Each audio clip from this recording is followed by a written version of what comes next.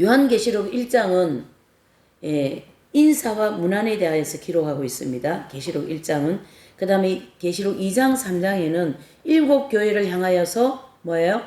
주님께서 말씀한 거예요. 지금 7교회를 향하여서 주님의 말씀 이렇게 되어 있어요. 그래서 소아시아에 있는 에서보드 사빌라라고 하는 7교회가 있어요.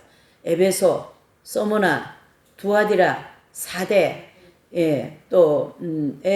서모나, 버가모 이렇게 7교회가 있거든요. 그 7교회를 향하여 주님께서 7교회에 맞는 말씀, 메시지를 이렇게 보내는 거예요. 그 편지에. 그래서 에베소 교회에는 생명과 먹는 성도 이런 진리를 이제 보냈고, 또 사대 교회는 몇 명의 성도들이 환난을 통하여 나와 함께 다닌다. 그래서 흰옷을 입을 것이다. 라는 그 교회에 맞는 메시지를 7교회를 향하여서 주셨습니다. 그래서 지난 시간에 우리 2장 3장을 통하여 이제 7교회를 향하신 주님의 메시지를 공부하였고, 그 다음에 요한계시록 4장에는요 1장 4장 1절서부터 마지막 절까지 전부 다 어디에 내용을 기록하고 있냐면 천상낙원 본부에 대하여서, 이게 하나님 나라 천국이잖아요. 천국의 가장 중앙 센터가 어딜까요? 하나님 보좌 있는 곳이잖아요. 거기에 관한 것만 쫙 기록한 거예요. 그래서 4장의 제목은 천상낙원 본부에 대해서 기록하고 있습니다. 그리고 5장에는 임봉한 책을 받으심이라는 내용이 나옵니다. 그래서 책은 책인데 딱 봉해져 있어요. 그래서 임봉한 책을 5장에 나오고, 6장에서는 예수님께서 5장에는 임봉한 책을 받으시는 어린 양, 그리고 6장에서는 그 임봉한 책을 떼는 장면이 나옵니다. 임봉이라는 것은 봉해졌다는 뜻이잖아요. 그 책을 예수님이 받으셔가지고 6장에는 봉한 책을 하나하나 떼는 거예요. 그런데 그 임봉한 책 안에 내용이 뭐냐면은 이 7년 대환란, 그쵸? 7년 대환란 때 7년 전 3년 반과 후 3년 반 동안 있을 모든 내용들이, 심판한 내용들이 그 안에 들어있다. 이런 뜻입니다. 그래서 그 6장에는 임봉한 책을 인을 떼심. 누가 떼십니까? 예수 그리스도께서 임봉한 책에 봉함을 떼시는, 즉 인을 떼시는 예수님. 근데요, 예수님이라고 안 하시고 어린 양 이렇게 나옵니다. 그리고 이제 7장에서는 우리가 뭘 공부했냐면요, 잘 보셔요. 우리 핵심 진리에서 공부하는 이 요한계시록은 아주 기가 막히게 잘 정돈되어 있고 질서정연하게 체계적으로 해석을 해 나갑니다. 자, 보세요. 요한계시록 7장은 이 어디에 관해서 내용이 나오냐면요, 교회 시대에 대해서 내용이 딱 나옵니다. 그래서 요한계시록 7장은 손이 아프니까 힘이 없어갖고 요거 떼기가 어려워요 지금. 자, 그 다음에 계시록 7장에는요 이제 크게 이 되게 중요한 장입니다. 7장 1절에서 8절까지는 각 지파죠. 각 지파에서 12,000명씩 해서 어떻게 해요? 12지파를 해가지고 144,000명이 나옵니다. 그래서 이 144,000명은 계시록 7장에서 제일 처음 나와요. 144,000이라는 숫자가 그리고 7장에 나오고 14장에 나오고 그렇습니다. 자, 계시록 7장에 1절에서 8절까지는 각 지파에서 지파에서 12,000명씩 해서 도합이 144,000이라는 숫자가 나옵니다. 그리고 9절에서 마지막 절까지는 큰 무리가 나옵니다. 그래서 성도들을 이 7장에 계시록에는 모든 성도들을 크게 두 묶음으로 본다는 얘기예요. 그래서 한 묶음은 144,000명으로 보고 또 한 묶음은 큰 무리로 봅니다. 그래서 이 144,000명은 교회 시대 동안 무슨 자요? 이긴 자들이라고 우리가 공부했어요. 그리고 큰 무리는 큰 환난을 통과해서 그 피에 그 옷을 씻어 희귀한 자들이 그리로 들어오리라 그랬어요. 그래서 이 큰 무리들은 큰 대환란을 통하여서 연단을 받아서 그 모든 교만하고 태만하고 아집하고 음란하고 포악하고 한 그 죄를 연단을 통하여서 자기 옷을 깨끗하게 씻고 예수님의 피로 씻고 그리로 어디입니까? 천국에 들어오더라라는 것을 사도 요한이 딱 본 거예요. 그래서 7장에는 이렇게 성도들을 크게 14만 4천 명과 큰 무리. 그래서 요 이긴 자들은 휴고되어진 성도들, 휴고되어진 성도, 처음 익은 열매다라는 거죠. 그래서 하나님께서 계시록적인 입장에서는 성도들을 크게 두 분류로 보고 있습니다. 그래서 아직 죄 문제가 해결되지 않고 교회는 나가는데 그냥 죄를 짓고 말이죠. 예, 교만하고 아집하고 질투하고 말이죠. 종과욕을 추구하는 그런 삶을 사는 사람들을 무엇을 못 시켜요? 휴거가 안 되는 거죠. 왜? 아직 덜 익었어요. 열매가. 발로다 차도 오른뺨을 때려도 왼쪽을 돌려댈 정도까지 익어버려야 되는데 안 익었어요. 그래서 그 익은 사람들만 휴거되어서 14만 4천 명. 그 다음에 아직 오른쪽 뺨 때리면 왼쪽 오른쪽 다 때리고 오는 사람들이 있어요. 그런 사람은 다 익었어요? 덜 익었어요? 아직 덜 익었기 때문에 연단이 필요한 거예요. 이런 큰 무리들은. 그래서 연단을 시켜서 천국에 데려가시겠다라는 원리가 7장에서 우리가 공부했습니다. 그래서 이제 이러한 일들은 언제 일어난다고요? 교회 시대 동안. 그래서 여기에 짝이 되는 말씀이 로마서 11장 25절 26절에 나오는 말씀이 이 비밀을 너희가 알지 않기를 내가 원치 않는다. 그래서 이방인의 구원이 충만하게 채워진 다음에 유대인들의 구원이 올 것이다 라는 것을 이미 사도 바울이 로마서 11장 25절 26절에 말씀하고 있더라라는 거예요. 7장을 공부해 보니까. 그러고 난 다음에 8장 7절부터 요한계시록 잘 보세요. 계시록은 5장부터 대환란이라고 해석해서 들어가면 절대 풀리지를 않습니다. 그래서 이제 계시록 8장 7절부터 7년 대환란 시작이다 이렇게 보시면 되는 거예요. 그래 이렇게 해야만이 계시록이 잘 풀어지게 되어 있습니다. 그래서 6장까지는 7년 대환란 준비 기간이었고 그 다음에 7장은 보충 계시였고 그 다음에 8장 7절부터 7년 대환란이 실제적으로 진행된다라는 거예요. 그래서 첫째에서 넷째 나팔은 8장 7절부터 진행됩니다. 그렇죠?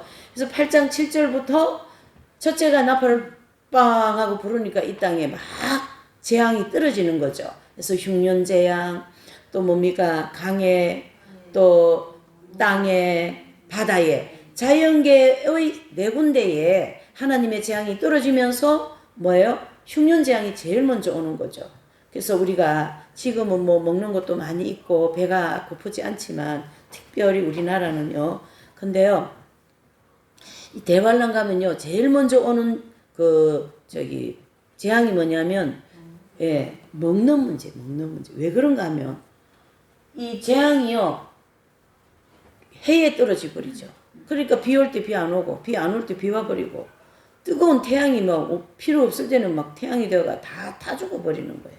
이렇게 인류 자연재앙 3분의 1을 통하여 이 전 세상이 흉년재앙으로 뚝 떨어지는 거예요. 첫째에서 넷째 나팔.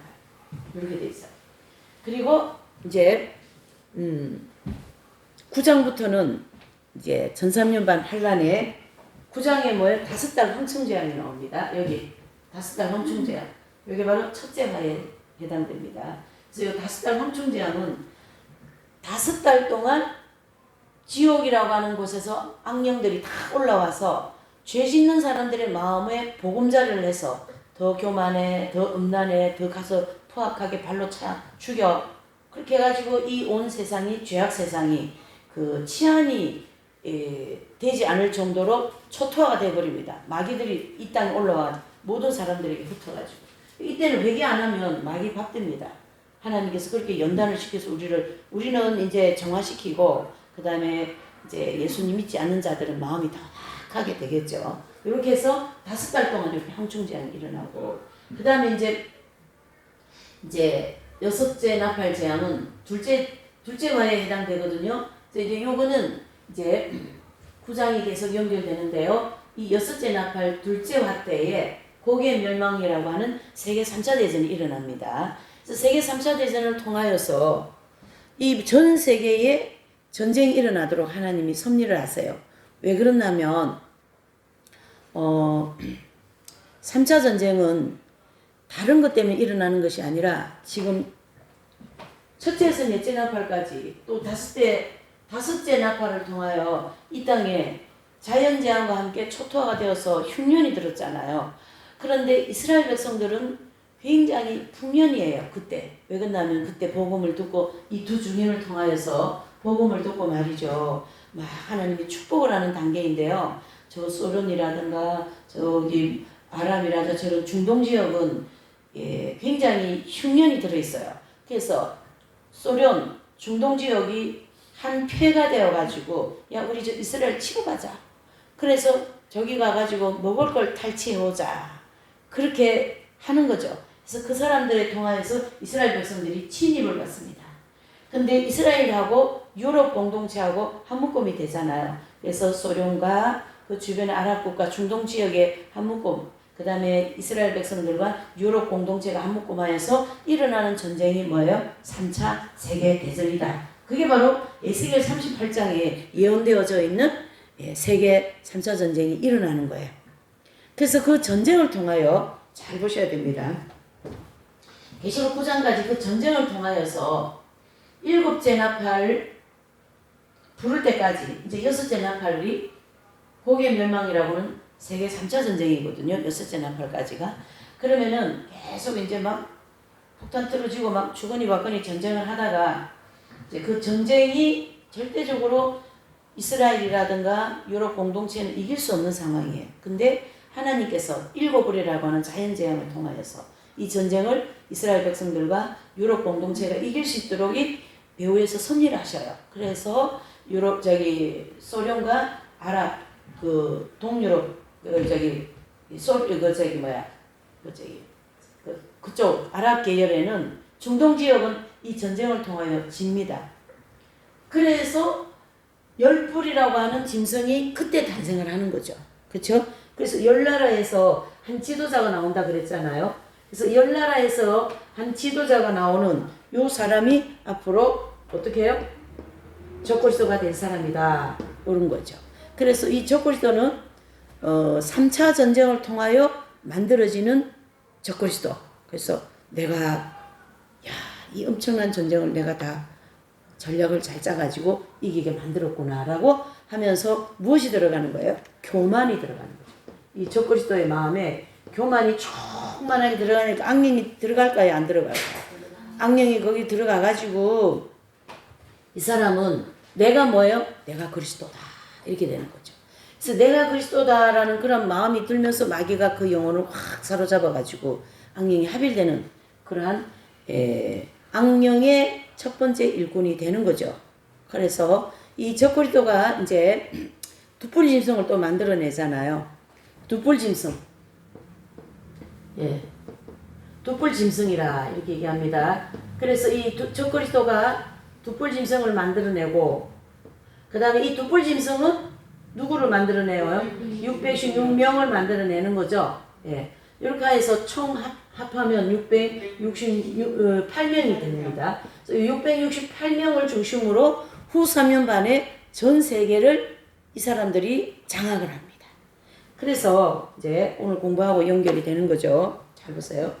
668명, 적그리스도가 내가 메시아다 이렇게 하고 있는데 그 당시에 사람들의 입장이 어떠냐면 첫째에서 여섯째 나팔까지 흉년 재앙과 황충 재앙과 또 뭐죠?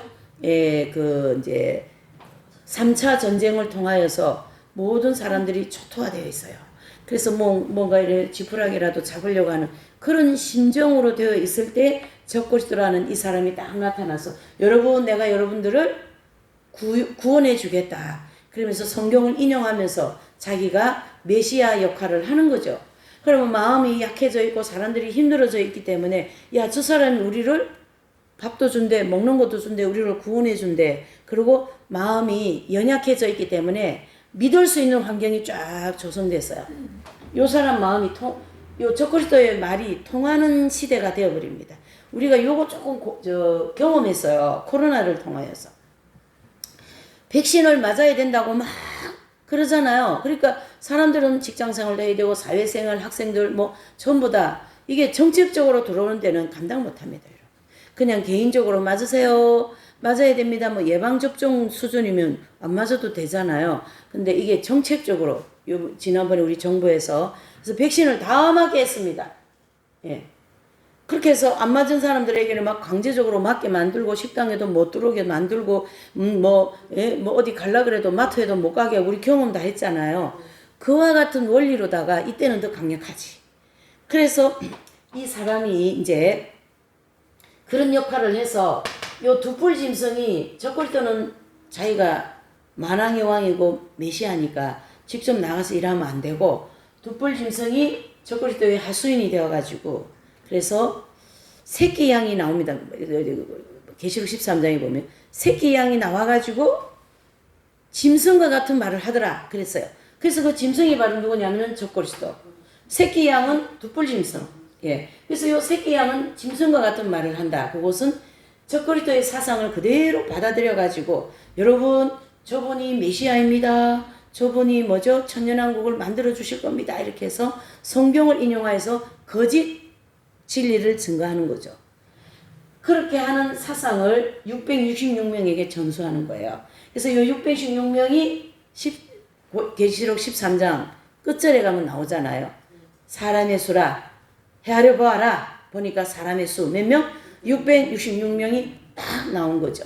그래서 이 사람들이 전 세계의 나라에 다 파송이 되어가지고 왕의 권세를 가지고 파송이 되어서 선지자 역할을 하는 거죠. 거짓 선지자.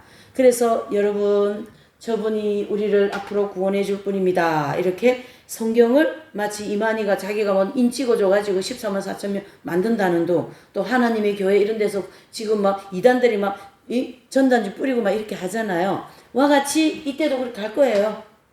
근데 지금 우리가 뭐 지금은 배도 부르고 뭐 전쟁 모르고 이렇게 하니까 야 저기 이단이야 하지만 교회 나가는 사람도 요때는 지칠 대로 지쳐있기 때문에 웬만한 신앙으로는 어떻게 해요?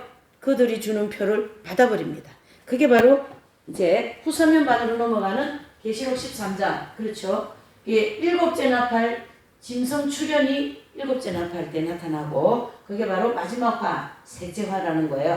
그래서 이 짐승이 출현하여서 후서면반 이제 장을 여는 거죠. 그래서 이 적그리스도와 두풀과 616명은 온 세상을 장악하여서 자기들이 뭐죠?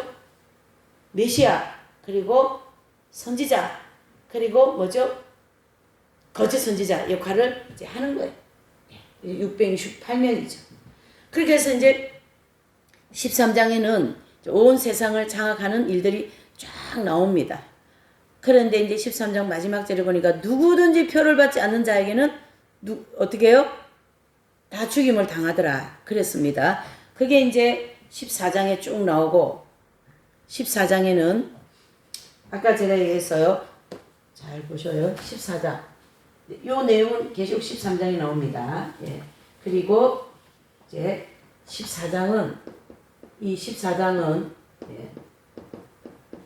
1절에서 5절까지는 시온산에 서 있는 14만 4천 명이다 해서 설명해 주고 있어요. 14만 4천 명.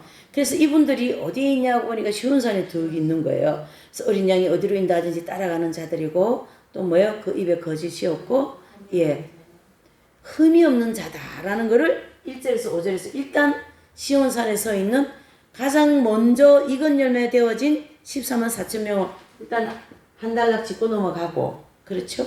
그리고 6절에서부터 이제 뭐가 나옵니까? 예. 자, 14장을 잠깐 보셔요. 예, 오늘 공부해야 되는 거하고 연결이 되기 때문에. 네. 그리고 이제 5절까지고, 그리고 이제 6절부터는 또 보니 다른 천사가 공중의 나라에 땅에 거하는 자들에게 나라, 족속, 방언 백성에게 전할 영원한 복음을 가졌더라. 7절에 그가 큰 음성으로 가로되 하나님을 두려워하며 그에게 영광을 돌리라. 이는 그의 심판하실 시간이 이르러 하늘과 땅과 이 모든 물들의 근원이 만드신 이를 경배하라. 그러면서 천사가 날아가면서 앞으로 7년 대환란 때 후 3년 반대 있을 이 내용에 대해서 쭉 기록을 해놓은 거예요. 그러면서 순교자의 수가 충만하게 채워지고 순교자들의 기도가 응답되면서 7 대접재앙이 준비가 됩니다. 그래서 이제 보셔요. 여기 이 그림을 보면 이제 15장에는요 7 대접에 대하여서 이제 기록을 해주고 있어요. 7 대접 붙는 것이 아니라 7 대접이 준비되어 있습니다 하고 말해주는 것이 15장이라고요.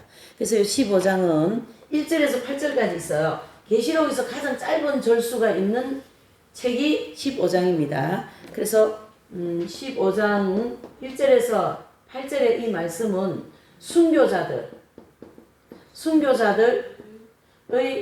기도, 응답이고, 그리고 두 번째로는 7 대접. 대접이 준비되어 있어요. 준비되어 있는 것에 대해서 기록하고 있다. 이래 보시면 됩니다. 그렇죠? 예. 그리고 난 다음에 이제 여기 보세요. 대접을 이렇게 이제 천사들이 우리가 그림을 가지고 좀 참고를 하는 거죠. 7 대접을 가지고 있는 천사들이 사도 요한이 보니까 쫙 하나님 보좌로부터 들고 내려오는 장면을 이제 이렇게 보시는 거죠. 그래서 이제 대접이 이제 준비되었죠. 요 준비되어진 요 대접이 16장부터는 쏟아진다. 이렇게 보시는 거죠. 그러니까 15장이 뭐예요? 7 대접을 준비한 시간이고 그것이 실제적으로 이 땅에 일어나는 사건은 16장부터. 자, 이렇게 되었습니다. 자, 그러면 이제 16장 1절부터 한번 나가보십니다. 시작. 또 내가 들으니 성전에서 큰 음성이 나서 7 천사에게 말하되 너희는 가서 하나님의 진노의 7 대접을 땅에 쏟으라 하더라. 아멘. 그랬습니다. 자, 대접이 몇 개입니까? 7 대접 재앙. 기존에 지금 계시록 해석하는 분들이 자꾸 헷갈리는 게 뭐하고 헷갈리냐면요. 7 나팔과 7 대접하고 자꾸 헷갈려요. 7 나팔은 전 3년 반 때 부러지는 나팔이고 그 다음에 7 대접은 후 3년 반 마지막에 쏟아지는 대접 재앙이라고요. 그래서 이걸 정확하게 구분을 해줘야 계시록 해석이 혼란이 안 옵니다. 근데 이걸 자꾸 섞으니까 이게 지금 어디가 대접 재앙이고 어디가 7 나팔이냐 이렇게 되는 거예요. 그래서 계시록을 우리가 딱 정리할 때 어떻게 해야 됩니까? 7 나팔은 언제 부러집니까? 전 3년 반 때 부러지면서 재앙이 떨어지는 것이고 그 다음에 이 7 대접은 후 3년 반 후반부 마지막 때 마지막 심판하기 위해서 하나님이 재앙을 떨어뜨리는데 7가지로 떨어뜨린다라는 얘기죠. 그래서 그 7 대접이 지금 이제 1절을 봅니다. 그래서 7 대접 재앙은요. 적그리스도와 거짓 선지자들이 이 만국을 미혹하고 또 성도들을 박해한 그 죄 때문에 생기는 하나님의 공의적인 심판입니다. 그래서 계시록 6장 10절에 보면요. 순교자들이 막 아버지 하나님 우리의 피를 언제 신원하여 주실랍니까? 그러면서 자신들의 억울한 피에 대해서 이 부분을 우리를 신원해 달라고 즉 원수를 갚아달라고 하는 기도가 나오거든요. 6장 10절에 보면 그것이 이때 이루어지는 거예요. 그 기도의 응답으로 이 재앙이 떨어진다. 이렇게 보시면 됩니다. 네. 자, 표를 받지 않고 살아남은 성도들은 살아남은 성도들은요. 7 대접 재앙을 면제받는 것이 아니에요. 잘 보세요. 여기 도표로 보면 정리 잘 됩니다. 이제 여기까지 왔습니다. 대환란이 이제 7년 마지막까지 왔어요. 대접이 떨어지는 것을 여기서부터 믿음으로 표도 받지 않고 왜냐면 몰골이 말이 아니에요. 그런 지경까지 가서도 표를 받지 않고 믿음을 지킨 성도들이 여기 있거든요. 근데 그 성도들은 요 7 대접을 통하여 마지막 연단을 받는 거예요. 예. 그래서 그 마지막 연단을 통하여서 깨끗하게 빨아진 그 믿음으로 7년 대환란을 이긴 성도들을 견딘 성도들을 어떻게 해요? 천년왕국의 백성으로 만들어 주시는 거예요. 예. 그래서 요 7 대접을 면제받는 것이 아니고 일곱 대접재앙을 통하여서 마지막 연단을 받고 정결케 하시는 하나님의 섭리가 있다. 이렇게 보시면 됩니다. 1절. 자, 2절 첫째 대접 시작. 첫째가 가서 그 대접을 땅에 쏟으며 악하고 독한 데가 짐승의 표를 받는 사람들과 그 우상에게 경배하는 자들에게 나니라. 아멘. 그랬어요. 거기 보니까 이제 짐승의 표를 받은 사람들 그랬어요. 그래 첫 번째 대접을 이 땅에요. 재앙을 탁 떨어뜨리니까 표 받은 사람과 표 받지 않은 사람이 쫙 갈라져 버립니다. 그래서 표 받은 사람은 이 재앙으로 인하여 온몸에 악성 피부병이 막 생기는 거예요. 그래서 온갖 피부병이 생겨서 큰 고통을 받고 있는데 예수님을 믿은 즉 천국 들어갈 사람들은 피부병이 안 생기는 거죠. 그래서 하나님이 이것으로 딱 구분을 지어줍니다. 그래서 천국 백성과 지옥 갈 백성이 이때 정확하게 구분이 되어집니다. 언제요? 첫째 대접을 통하여서. 네. 자, 그리고 첫째 나팔 재앙도 첫째에서 넷째 나팔 동시적으로 부러진다 그랬잖아요. 우리가 이 대접 재앙도 동시상용적으로 부러집니다. 그래서 첫째에서 넷째 나팔 재앙도 동시적으로 부른 것처럼 첫째 대접에서 넷째 대접까지 거의 같은 시기에 툭툭툭툭 떨어집니다. 그래서 이 땅은 완전히 그 재앙으로 인하여서 뭐가 된다고요? 초토화적인 입장이 됩니다. 그래서 마치 나팔 재앙도 자연 재앙 3분의 1의 재앙을 떨어뜨렸잖아요. 이 대접 재앙은 전 자연 재앙의 재앙을 떨어뜨립니다. 그러니까 더 극심한 환란이 되는 거죠. 자, 이제 이 첫째 대접이 땅에 쏟아지고 난 다음에 그 땅에 쏟아지고 전후 과정을 조금 정리를 했습니다. 여기. 자, 보세요. 중요한 사항이 거기 있어요. 자, 일곱 대접 재앙이 시작되기 전에 상황을 보면 좀 전에 얘기한 것처럼 전 3년만 환란 동안 모든 세상 사람들은 엄청난 재앙으로 3차 세계대전으로 어떻게 해요? 지칠 대로 지쳐있는 상태죠. 그래서 그때 사람들의 마음은 강력한 통치자나 내지는 신을 의지하고 싶은 마음이 있어요. 간절한 마음. 그때에 이 적그리스도를 추종하는 사람들이 그 사람들을 다 이 적그리스도를 진짜 메시아다라고 추종하도록 한다는 얘기죠. 저는 이게 정말로 가능하다고 생각합니다. 왜 그러냐면 신천지를 보니까 가능한 거예요. 아니 신천지 이만희 할아버지를 왜 쫓아가? 그 사람이 왜 성령님이야? 쫓아가는 사람들 많잖아요. 젊은 사람, 늙은 사람, 대학생들, 박사들도 거기 많아요. 이게 가능한 거예요, 지금. 예. 그러니까 대환란 때도 이 적그리스도를 추종하는 사람들이 많을 것이다라는 거고요. 그리고 후사면반이 시작될 때는 이 적그리스도가 이제 그전에는 숨어서 일을 했다면 계시록 13장 1절에 보면 바다에 한 짐승이 뚝 서 있는 게 보이거든요. 그 짐승이 적그리스도이고 이제는 이 정체를 완전히 드러내어가지고 내가 그리스도다 이러고 나온다고 하잖아요.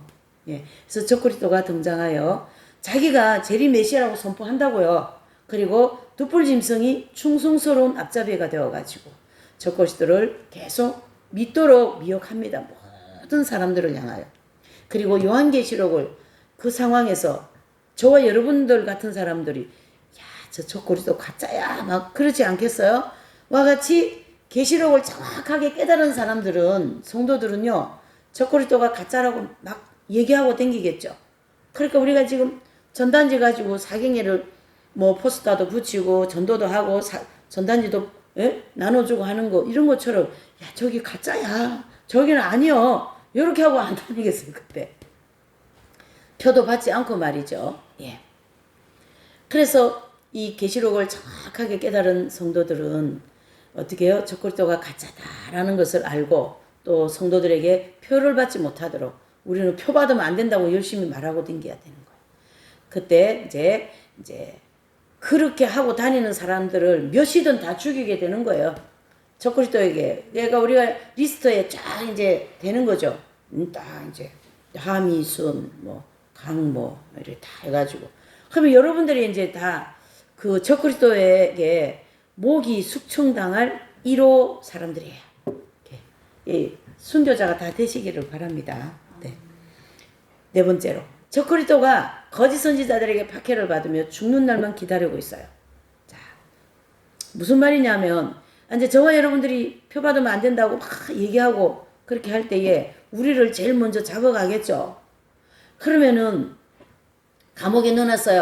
야, 저들을 8월 17일 날 다 목을 댕강 다 잘라서 죽여 이렇게 되겠죠. 그런 이제 명이 떨어진다고 가정을 해서 그게 표 받지 않는 사람들, 저와 여러분들 같은 사람들 다 감옥에 갇혀 있어요.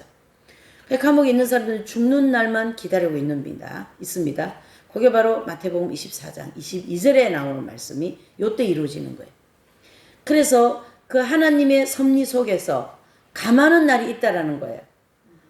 그러니까 일제시대에 보면 이제 독립투사들 잡아서 감옥에 다 넣어놓고 일본에 우리를 이제 말살하려고 하는데 우리가 저항해가지고 하는 사람들 다 잡아가지고 감옥에 넣어놓고 어떻게 해요? 8월 17일 날 저들 다 숙청해 이래야 될 거 아니겠어요? 그런데 8월 며칠 날 우리 해방됐어요. 예. 그러니까 이틀 앞에 하나님께서 해방되어가지고 감옥에 있는 사람들 싹 다 풀어지게 만들어지는 그런 원리가 그때 이루어진다는 얘기죠. 그럼 그런 원리가 이루어지면 감옥에 갇혀있다가 표 안 받은 사람들 다 어떻게 해요? 감옥에서 나와가지고 어디로요? 산으로 들로 다 도망을 가는 거예요. 그때 이 마태복음 24장이 이루어지는 거예요. 너희가 세간사례를 가지러 집에 들어가지 말라. 겉옷을 가지러 집으로 가지 말고 나오면서 뒤도 돌아보지 말고 어디로요? 산으로 들로 도망가라. 왜? 이 7 대접 재앙이 보통 재앙이 아니거든요. 그렇게 하면서 하나님께서 이제 섭리하시면서 첫째 대접이 이 땅에 탁 떨어지는 거예요. 그러니까 이제 산으로 돌로 도망간 사람들은 바위 밑에서 산 밑에서 이제 하나님이 떨어주는 만나 이런 거 먹고 이제 그때 연명을 하는 거죠. 그래서 주님이요 겨울에 이런 환란이 나지 않도록 너희들이 기도하라 그랬습니다. 겨울에는 감당이 안 돼요. 오히려 여름이 낫죠. 그러니까 그 겨울에 어떡하겠어요. 그래 옛날에 우리요 주님 오실 때 임박하다 그래가 저런 오리털 잠바를 막 사가지고 네 대환란 준비한다고. 네. 순교되고 난 다음에 할 수 없지만 대환란까지 믿음을 지키고 있는 성도들은 이때 다 도망을 가야 되거든요. 대접재앙 떨어지기 전에. 그래서 산에서 우리는 만나. 그래서 이제 어떤 사모님이 이제 목사님이 이 공부를 한 목사님이 말씀 전가하는 분인데 환상이 나왔어요. 환상이 보니까 자기 사모님이 그냥 몰골은 노숙자보다 더 마냥 이루 말할 수가 없어요. 그러니까 아들이 3명이나 있어. 애들 3명 데리고 7년 대환란 동안 얼마나 많이 굶주리고 이리 쫓기고 저리 쫓기고 감옥에 있다가 풀려났으니 몰골이 말하지를 못하겠죠. 근데 산에 도망을 갔어요. 먹을 거 없으니까 아이들이 먹을 거 달라고 막 울고 그러니까 이 사모가 간절히 기도하니까 하늘에서 진짜 만나가 떨어진 거예요. 이만한 빵 같은 게 떨어지더라는 거예요. 그걸 먹는데요. 먹어도 빵이 안 없어지는 거예요. 이게 바로 500여의 기적이라는 거예요. 그렇게 해서 요 7년 대환란 즉 이제 7 대접만 지나고 나면 이 성도들은 다 천년하고 들어갈 사람들이거든요. 7 대접 재앙 떨어지는 그 사이, 그 시간만 이제 그 산에서 견디는 거예요. 그러한 일이 이제 일어난다. 5개월은 아니에요. 5개월이다, 6개월이다 이런 말을 못하고 짧아요. 왜 그러냐면 7 대접으로 마지막 이 세상을 심판하기 때문에. 그 내용이 16장에 나온다고요. 자 이제 첫째 대접 떨어졌고 3절 둘째 대접 시작. 둘째가 그 대접을 바다에 쏟음에 바다가 곧 죽은 자와 피같이 되니 바다 가운데서 모든 생물이 죽더라 그랬습니다. 이 대접 재앙이 바다에 툭 떨어지니까요. 바닷물이 뭐같이 되었어요? 피같이 되거나 큰 해를 받고 바다 속에 있는 모든 생물들이 다 죽습니다. 지금은 여러분 나가면 맛있는 생선도 많이 있고 해물도 많이 있잖아요. 저기 자갈치 시장 내려가 보세요. 막 해물이 막 너무 이뻐요. 어떤 때 보면요. 깔끔하게 생겨가지고 그 바다 밑에 있는 모든 그 아름다운 식물들이 막 있잖아요. 근데 그때는요. 그게 다 죽어가지고 조개 껍질 하나도 못 보는 거예요. 이 재앙으로 다 죽었어요. 네. 엄청나게 납니다. 지금도 저기 바다 저기 어디서는 재앙이 떨어져 가지고 어떻게 해요? 그 바닷물이 이제 변해 그 저기 플랑크인가 그런 게 생겨가지고 고기가 정어리 있죠. 정어리가 수천 마리가 죽어가지고 배를 다 뒤집어 놓고 이러고 있는. 그거 청소하는데도 보통 일이 아니겠더라고요. 그걸 제가 보면서 야, 7 대접장을 보인다. 그렇게 되는 거예요. 다 죽는 거예요, 생물들이. 그래서 바다에서 일하는 사람들은 아주 심한 절망에 빠지게 됩니다. 만약에 뭐에 해외 장사하는 분들 망하는 거지. 예? 이렇게 회 장사하는 사람들 대상사만 아니라 뭐, 네, 다 망하는 거예요. 이래서 바다를 대상으로 해서 사업하고 먹고 사는 사람들은 이때 또 이제 초토화가 되는 거죠. 바다를 대상으로. 네. 자, 이제 넷째 대접은 어디 떨어지나 보십니다. 시작. 셋째가 그 대접을 강과 물고는에 쏟으며 피가 되더라 그랬습니다. 자, 셋째가 이 대접을 땅에 쏟으니까 물, 강, 고는에 전체적으로 다 피가 되어버렸어요. 무슨 말씀이에요? 사람이 생활하는데 필요한 식용수, 세탁용수, 공업용수, 농업용수 이 모든 수자원들이 피가 되었기 때문에 못 쓰게 되는 거죠. 그러니까 절망 상태가 되고 그에 따른 고통이 극심하게 될 것이다 라는 거죠. 그래서 이 대환란이 시작될 때부터 불게 되는 첫째 나팔과 넷째 나팔도 3분의 1의 흉년재앙에 대접재앙, 흉년재앙이지만 요 대접재앙은요, 쏟아질 때는 전체적인 흉년재앙입니다. 네. 3분의 1하고 전체하고 차이가 많겠죠. 그러니까 대접재앙은 전체예요.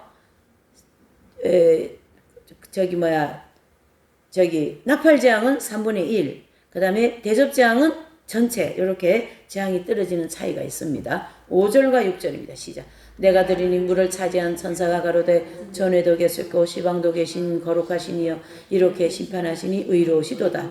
저희가 성도들과 선지자들이 피를 흘렸으므로 저희를 피로 마시게 하신 것이 합당하니이다 하더라. 아멘. 그랬습니다. 자, 물을 차지한 천사 그랬어요. 이것은 세 번째 대접을 쏟아 재앙을 일으킨 천사가 7 대접 재앙이 순교자들의 피로 인한 재앙이다라고 알려주는 거예요.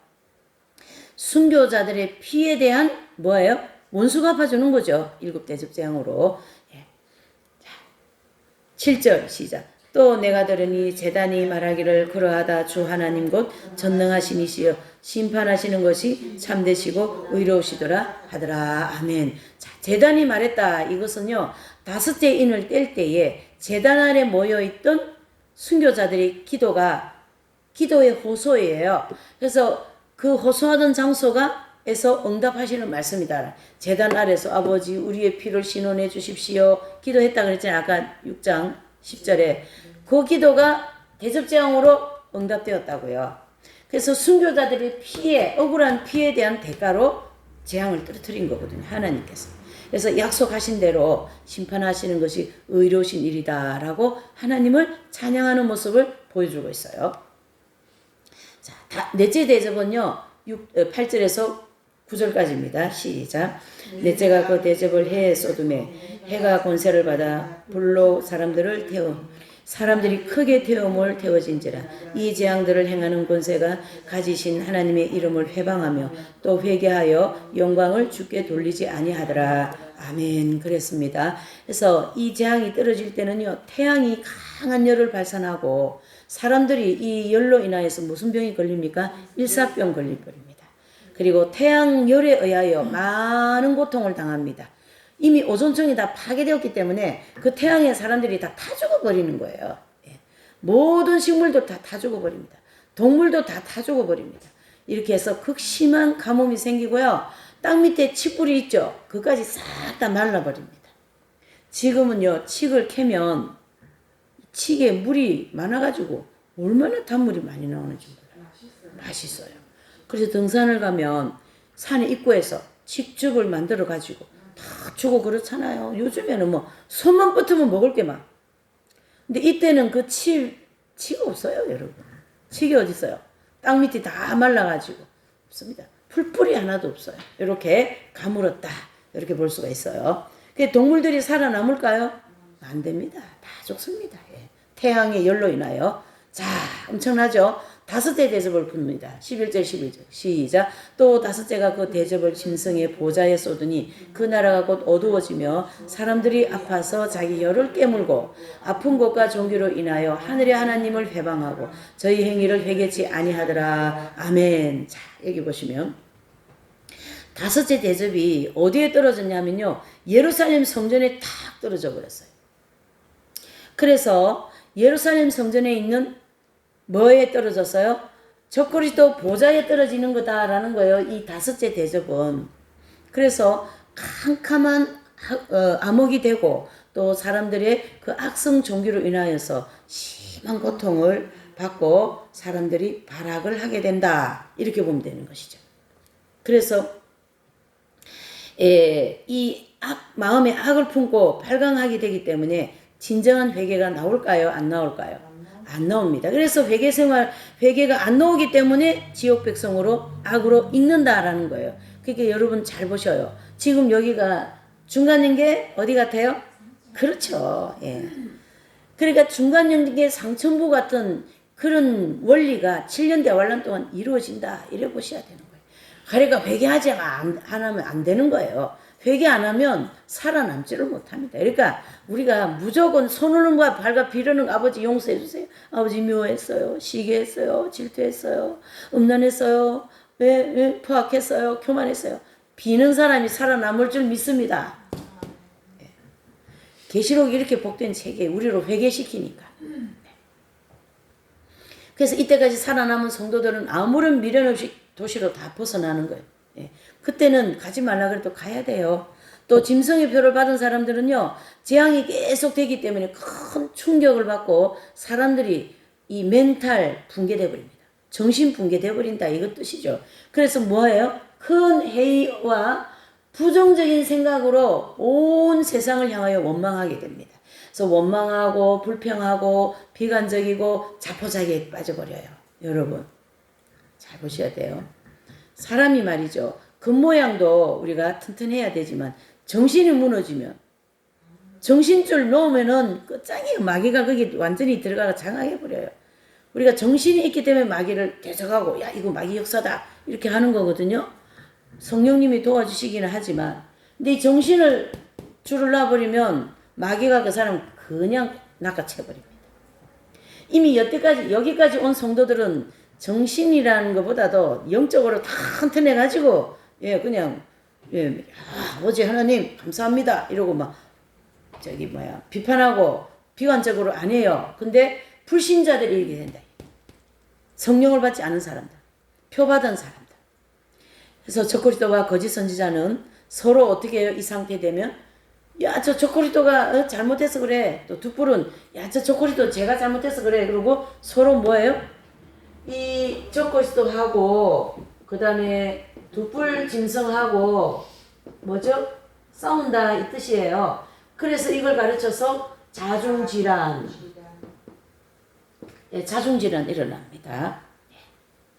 이 자중질환은 참고적으로 제가 얘기하면요, 요 자중질환을 통하여서 아마겟돈 심판이라고 하는 세계 4차 전쟁이 일어나는 거예요. 여기 기초가 딱 하나님 이렇게 기초를 해서 만들어 가시는 거거든요.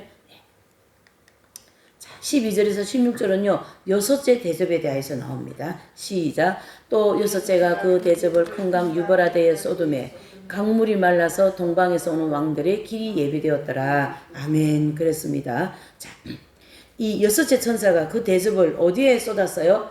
유브라데 강에 쏟아버렸습니다. 유브라데 강에 쏟을 때 이 강물이 완전히 말라버렸어요. 그러니까 그 말라버린 유브라데 그 강에 그 동방, 즉 유브라데 강 동쪽으로부터 오는 왕들과 군대들이 어떻게 해요? 통과할 수 있는 길이 딱 예비됐어요. 하나님이 이 일을 통하여 무슨 일을 지금 준비하고 계세요? 세계 4차 전쟁이라고 하는 아마겟돈 전쟁을 준비하고 계시는 거예요. 참 재미있지 않으세요? 이렇게 해서 4차 전쟁을 만들고 적그리스도를 통하여서 후삼년반을 만들어내고 이렇게 하나님은 진행을 하신다, 이래 볼 수가 있는 거죠. 그래서 이 자중질환이 일어나서 적그리스도와 무리와 뚝불짐승 즉 거짓 선지자의 무리들이 싸우게 됩니다. 해서 아마겟돈 전쟁이 일어날 수 있도록 준비되어진다라는 것을 의미합니다. 13절은 시작. 또 내가 보니 개구리 같은 새 더러운 용의 입과 짐승의 입과 거짓 선지자의 입에서 나오니 그랬어요. 여기 보니까 개구리 같은 더러운 영이라고 그랬어요. 개구리가 많이 모이면 개굴 엄청 시끄럽거든요. 그런 것처럼 적그리스도와 뚝불짐승이 서로 비방하는 거죠. 저 인간이 잘못했다. 적그리스도는 저 인간이 잘못했다. 왜요? 이 마귀들의 그 특징이 뭐 있어요? 남 탓하는 거지. 마귀들의 특징이. 제가 잘못했어. 절대 마귀는 내가 잘못했다 소리 안 해요. 그 원리가 이 사람들을 통하여 그대로 드러나는 거죠. 그래서 개구리는 어떤 상징적인 표현으로서 개구리같이 더럽고 시끄러운 소리로 서로 악담하고 비방하고 욕설을 온갖 악한 말을 잘하는 그런 영을 가르치게 한다. 지금도 우리 지금 나라에 보면 상당히 거짓말 많이 하잖아요. 그렇죠? 입만 벌리면 거짓말 하는 거예요. 거짓의 영에 다 잡혀 있는 거예요. 거짓의 영에. 이때는 그보다 더 심하겠죠. 그러니까 강력한 거짓의 영들이 서로 비방하고 남의 탓을 돌린다. 또 용의 입과 같은 짐승의 입과 거짓 선지자의 입에서 나온다. 용의 입. 뭐죠? 용의 입. 이 용의 입이 뭐예요? 용이 이 짐승의 이 적그리스도라는 이 사람 용에 합일되어 있잖아요. 그래서 용의 입이라고 그랬어요. 용의 입. 그리고 거짓 선지자의 입, 뚝불 짐승의 입에서 서로 비방하면서 나오는 거예요. 그러니까 지금 하나님은 이 사람도 그냥 볼 때는 사람의 모양을 가지고 있고 뚝불 짐승도 사람의 모양을 가지고 있는데 하나님께서는 이 적그리스도와 뚝불 짐승의 영을 보고 있잖아요. 영을. 그러니까 저들의 영 속에 뭐가 지금 들어앉아 있어요? 악령이 합일되어 있거든요. 악령들의 일꾼이다. 이래보면 악령들의 하수인들이다. 그래서 하나님은 짐승이라고 보고 있는 거예요. 짐승. 그래서 하나님은 중심을 보시는 거예요. 그 사람의 영을 지금 겉으로는 뭐 엄청나게 화려하게 하지만 영을 보니까 아직 어리네요. 그만 화려하지. 예. 그러니까 하나님은 그 영혼을 성장시키기 위해서 연단을 주시는 거예요. 이해해 주시죠? 물론 영혼이 성장되면요. 영적으로 성숙해지면 겉으로 나오는 그 인격도 아주 성숙해요. 그러니까 교회시대 이긴 자들이 보면 우리가 보시면 마더 테레사 수녀님 얼마나 인격이 아름답습니까? 그렇죠? 이런 원리가 계시록 전체에 적용되고 있는 거예요. 그래서 열매가 익는다라는 즉 우리 성도들이 익은 열매 된다는 게 얼마나 중요한지 모르는 거예요, 여러분. 예. 계시록은 이렇게 깊은 진리가 들어있다라는 것이죠. 네. 그래서 서로 자기가 맞다고 주장하면서 말을 하면서 악한 악령의 역사가 일어난다. 이래 봅니다. 14절. 저희는 귀신의 영이라 이적을 행하여 온 천하 임금들에게 가서 하나님 곧 전능하신 이의 큰 날에 전쟁을 위하여 그들을 모으더라. 아멘. 그랬어요. 자, 이 14절에 보니까 저들은 귀신의 영이라 그랬어요. 그래서 귀신의 영들은 적그리스도와 거짓 선지자가 하는 말을 가지고 기적을 나타내면서 온 세계에 있는 거짓 선지자들을 막 기만하고 이간하면서 전쟁할 수밖에 없는 상황을 만들어가는 거예요. 그래서 여러분 보시면 이 전쟁 배후에는 누가 있다 봐야 돼요? 예, 악령들이 다 있어요. 악령들이. 그래서 3차 전쟁에는 가담하는 예를 들어서 3차 전쟁에 가담하는 인원들이 약 2억 정도 됩니다. 세계 3차 전쟁. 그럼 그 2억 전체에 악령들이 다 붙어 있어. 그러니 전쟁이 얼마나 강력하겠어요. 그와 같다라는 것이죠. 그래서 이 귀신의 영들, 그렇죠? 적그리스도와 거짓 선지자가 하는 말을 가지고 기적을 나타내고 온 세계에 있는 사람들을 거짓말을 하게 해서 서로 이간하게 만들고 지금 감아보면 서로 이간질 하는 거, 이 이간질은 마귀가 하는 거거든요. 우리가 이 원리를 대환란 때문에 일어난다고 생각할 게 아니라 언제도 일어납니까? 지금도 일어나는 거죠. 그러니까 저기 공산권에 있는 사람들은 계속 이간질 하는 거야. 이간질 해가지고 자기들 공산권으로 데리고 들어오려고. 그래서 적화시키려고 저래 거짓말을 해야 되잖아요. 제가 오늘 문자 하나가 왔는데 너무나도 희소식이더라고요. 우리 대한민국이 지금 우리 안에는 뭐 서로 막 너 듣고 나 살자 이렇게 하는데요.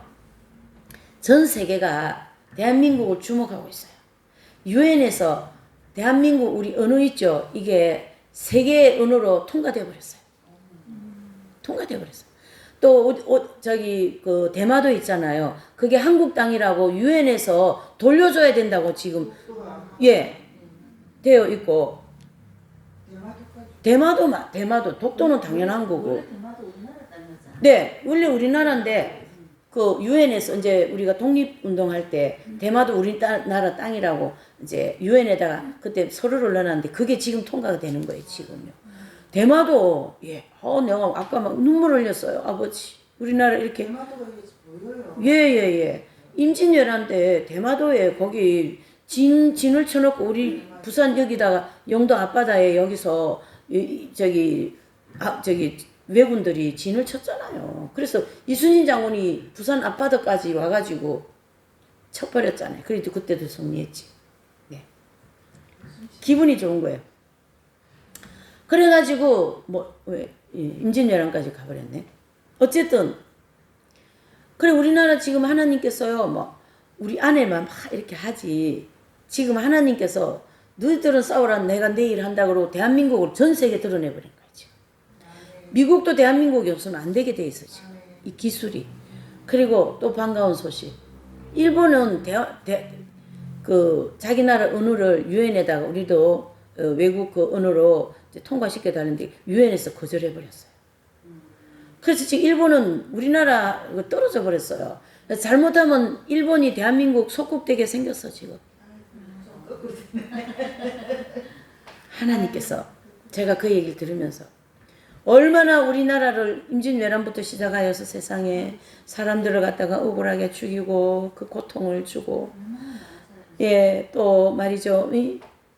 세계 2차 대전에 태평양까지 가가지고 우리나라 그냥 저거 나라 만들려고 말살시키고 그 독립투사들 가족들 다 말살시키고 안 되는 거예요. 그러면 하나님께서 그 죄를 다 헤아리고 계시는 거예요.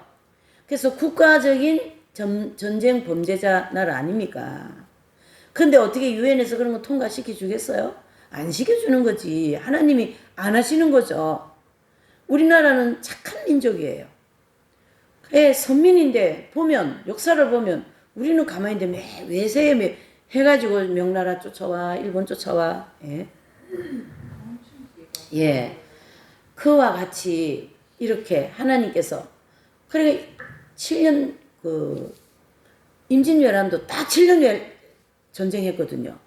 그때 막판에 7년 전쟁 끝나기 전에 가장 이순신이 힘들었던 게 뭐냐면 일본하고 자기 명나라하고 이렇게 사바사바 해가지고 우리나라를 싹 빼고 그래가지고 선조가 그게 거짓말에 그 게임에 넘어가가지고 이순신을 잡아 올리잖아. 그래가지고 또 전쟁해가지고 맥 다 빠진 사람은 고문시키고 야 왕도 뭐 그렇게 생겼어. 선조왕 진짜 이상한 것 같아요.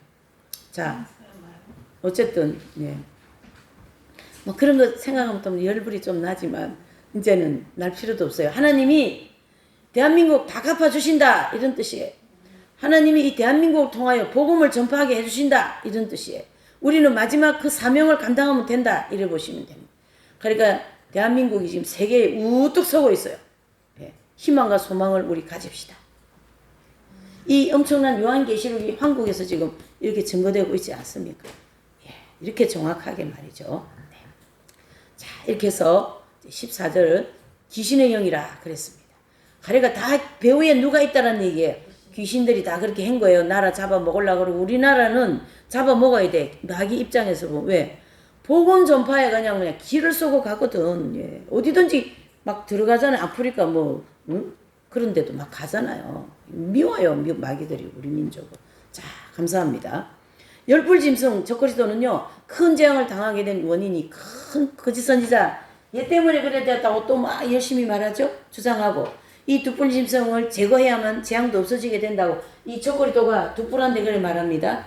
이 두뿔짐승은 배신당해가지고 막 분노하고 아니야 저 저고리도가 이 저고리도 요 사람이 없어져야 된다고 말하고 이 저고리도는 이 두 불이 없어져야 된다고 서로 난리난 거예요 지금.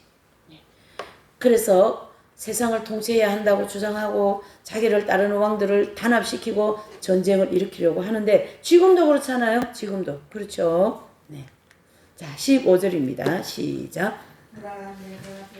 지 어린이 누구든지 깨어 자기 옷을 지켜 벌거벗고 다니지 아니하며 자기의 부끄러움을 보이지 아니하는 자는 복이 있도다. 아멘. 자 여기 보세요. 내가 도적같이 어린이 그랬어요. 누구십니까? 예수님 즉 지상재림을 가르치게 해요. 그래서 7 대접재앙으로 큰 고생을 하는 우리 성도들에게 지금 뭘 주셔요? 소망을 주는 거예요. 내가 곧 갈 거니까 조금만 참고 기다려라. 조금만 참고 7 대접재앙으로 고통받고 있는 하나님 백성들이 좀만 기다리세요. 그거 얘기하시는 거예요 지금. 예. 여기에 내가 도적같이 어린이 요거는 공중 강림이 아니라 어디 강림이요? 지상에 강림하는 지상재림이라고 해석을 해야 됩니다. 예. 그리고 도적은 예고 없이 오는 것처럼 예수님도 그와 같이 재림하시게 되고 또 언제든지 깨어서 재림대망을 하라고 우리에게 경고하신 말씀입니다. 이 환란 속에서 자기 옷을 지켜 벌거벗고 다니지 아니하는 자들은 복이 있다라는 거거든요. 바로 이 대환란을 통과하면서 마음과 행실을 깨끗하게 빠르는 거예요. 예, 원수가 내 거 다 뺏어가다 아버지 감사합니다 하고 그렇죠. 예. 그러면서 이 대접재앙이 극심한 상황이기 때문에 어떻게 해요? 이 죄성과 정욕의 지배를 받지 않도록 밝은 빛된 행실로 승리하라는 것을 계속 말씀해주고 있는 거죠. 그러니까 우리는 어떻게 2개 있으면 1개 주고 1개 있으면 반쪽 더 주고 또 1개밖에 없으면 다 줘버려. 그렇게 살아야 되는 거 이때는. 지금은 뭐 요건 조금 내놓고 요만큼 돈 요만큼 그거는 지금이지 이때는 그렇게 하면 안 되는 거예요. 다 줘버리고 산으로 돌로 도망을 가야 되니까. 아멘이시죠? 그렇게 하면서 이 본문에는 자기의 부끄러움은 뭐죠? 자기의 부끄러움? 바로 대환란을 통과하고 있는 성도들이 영과 육체에 불이 박혀있는 이 죄성을 의미하는 거예요. 그래서 이 죄악성의 지배를 받아가지고 여전히 엄난하고 말이죠. 미워하고 시기하고 교만하고 포악성 부리고 막 그러면 안 된다라는 얘기예요. 그 죄의 지배받으면 안 됩니다. 그게 바로 부끄러운 행실이고 그 죄악성이 부끄러운 거거든요. 그래서 여호수아서 5장 9절을 보면 할례를 하는데 부끄러운 게 굴러 떨어진다 이렇게 얘기했어요. 그게 바로 7가지 죄악성인 거거든요. 그래서 그 7가지의 죄악성은 하나님 보시기에 가증한 것이라고 잠언서 26장 25절에 말씀하고 있습니다. 그래서 이 부끄러움을 보이지 아니한다 이것은 우리 성도들 생활 가운데 원망하고 불평하고 욕하고 질투하고 아집하는 그런 죄의 냄새를 나지 않도록 하라라는 뜻입니다. 16절 시작. 새 영이 히브리어로 아마겟돈이라 하는 곳으로 왕들을 모으더라. 아멘. 그랬어요. 그래서 이 아마겟돈은 어디입니까? 암무기또라고도 얘기합니다. 그래서 무기또 언덕을 가르치게 해요. 그래서 이 아마겟돈이라는 이 지역은 전쟁하기가 가장 좋은 조건을 가지고 있어요. 그래서 이 지역을 이름이 아마겟돈인데 거기에서 전쟁하겠다라는 건데요. 사도 요한 당시는 지금으로부터 몇 년 전이에요? 2000년 전인데 2000년 전 전쟁은 넓은 평지에서 적군이 저기 딱 있고 아군이 이쪽에 있으면서 막 활 쏘고 그쵸? 말 타고 그렇게 하는 전쟁이기 때문에 그걸 묘사해서 이렇게 기록한 거지. 지금 전쟁은 어때요? 그냥 뭐 통통통통 치기면 보당 안 하면 때때때때 하면 쉥쉥쉥 날아가서 다 폭격으로 다 해는 거예요. 예, 그래서 아마겟돈 전쟁 이때 요때에 모든 핵인 인물이 다 터지는 때입니다. 이때가 그 전쟁이에요. 그 다음에 아마겟돈 전쟁은 예수님께서 지상으로 재림하시기 전에 일어나는 마지막 전쟁이고 열불 짐승을 따르는 왕들과 여기 보세요. 열불 짐승은 이 적그리스도를 따르는 왕들이에요. 세계 전체. 그 다음에 두뿔 짐승은 두뿔 짐승을 따르는 왕들에서 두 패가 되어가지고 아마겟돈 전쟁이 이루어진다. 이렇게 보시면 되죠. 자, 16장 17절에서 21절은요. 7 대접재앙 중에 마지막 대접재앙이에요. 자, 17, 18절 시작. 7제가 그 대접을 공기 가운데 쏟으며 큰 음성이 성전에서 보호자로부터 나서 가로되 되었다 하니 번개와 음성들과 내성이 있고 또 큰 지진이 있어 어찌 큰지 사람이 땅에 있어오므로 이같이 큰 지진이 없더라. 아멘. 자, 여기 보니까 뭐에 떨어졌어요? 공기 가운데 떨어졌어요. 재앙이. 그래서 이 공기 가운데 떨어졌다라는 것은요, 하나님의 진노가 들어있는 7 대접을 공기 가운데 있는 공중에 쏟았다 이 말씀입니다. 그래서 이 재앙으로 7 대접 재앙이 끝나게 된다라는 음성이고 또 하나님 보좌로부터 나타나게 된다 이런 뜻입니다. 그래서 실제 그것이 이 땅에는 어떻게 나타납니까? 번개, 우레 이런 막 그런 소리로다가 많이 나타나게 될 것이고 인류 역사 가운데 가장 큰 지진이 일어나게 될 것입니다.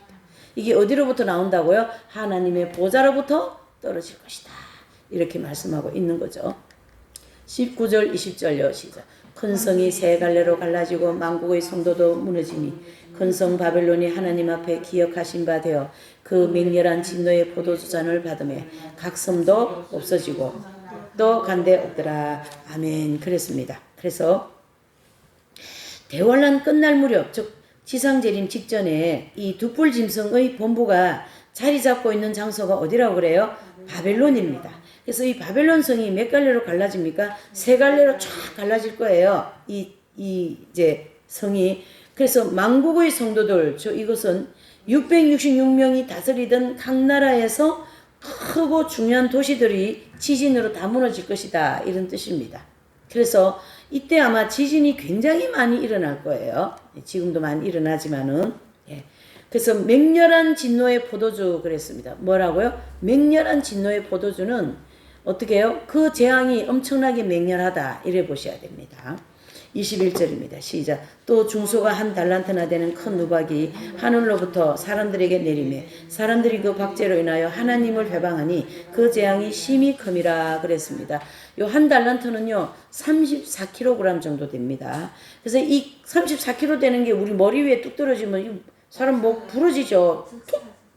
툭 부러지고 죽어버리는 거예요. 무거워가지고. 엄청난 재앙으로 인하여 죄악으로 무르익은 사람들이 악으로 다 익었어요. 익어서 하나님을 회방하고 대적하게 될 것입니다. 또 아마게돈 전쟁은요. 6째 대접이 쏟아질 때부터 시작해서 7 대접이 나타날 그 무렵에 가장 치열하게 막 싸울 겁니다. 그리고 아마게돈 전쟁이 가장 치열할 때 어떻게 해요? 예수님이 지상에 재림을 하십니다. 그래서 전쟁의 절정이라 할 수 있겠죠. 그 절정 때 예수님이 지상으로 쫙 백마군대 이끌고 말이죠. 내려오시면 그때 내려오시는 예수님은 어떤 모습일까요? 심판주로. 또 뭐죠? 대단하시죠. 예. 그것을 우리가 무엇으로요? 예수님이 이 땅에 오실 때는 살과 피를 가지고 아기 예수님으로 오셨어요. 그러나 이때 오시는 예수님은 부활체를 입고 오신다. 부활체를. 예. 부활체는 아무도 감당 못하는 거예요. 예. 아무리 뭐 이 땅에 있는 핵을 다 갖다가 쏟아부어도 다쳐요, 안 다쳐요? 다치는 거예요. 그렇게 오신다는 얘기예요. 시원하지 않으세요? 예. 그래서 아마겟돈 심판은 마지막 재앙이라고 부르는 7 대접 재앙에 속해져 있는 하나님의 심판입니다. 자, 이제 여기 보셔요. 예. 16장에 떨어진 7 대접 재앙을 여기 그림으로 정리를 해놨습니다. 첫 번째 대접 떨어지니까 뭡니까?